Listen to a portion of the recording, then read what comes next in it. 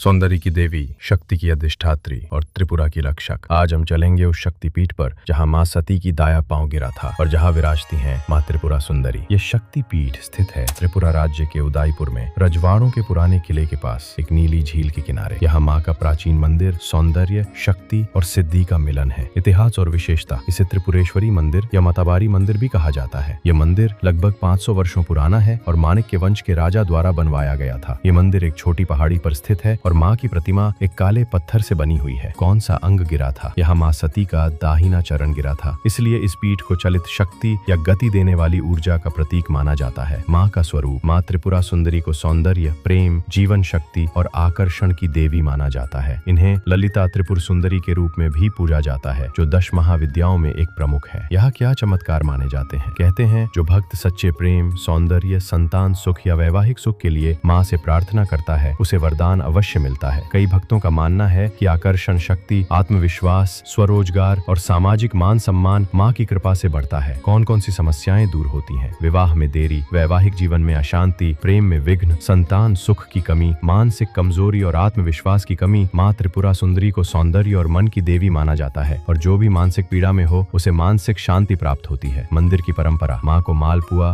खीर और लाल चंदन अर्पित किया जाता है। माँ की पूजा विशेष रूप से रात्रि में की जाती है, क्योंकि उनका तांत्रिक पक्ष राजसिक और आकर्षण शक्तिपूर्ण है। तो ये था माँ त्रिपुरा सुंदरी शक्तिपीठ, सौंदर्य, शक्ति और कृपा का संगम। अगर आप चाहते हैं हर शक्तिपीठ की सत्य कथा, तो जुड़िए हमारे साथ, सब्सक्राइब कीजिए वेदलॉक टेल्स और जुड़िए इस भक्तिमय यात्रा में। अगले एपिसोड में चलेंगे उस स्थान पर जहाँ माँ का जिह्वा गिरी थी और वो शक्तिपीठ बन गया, ज्वालामुखी देवी धाम, हिमाचल।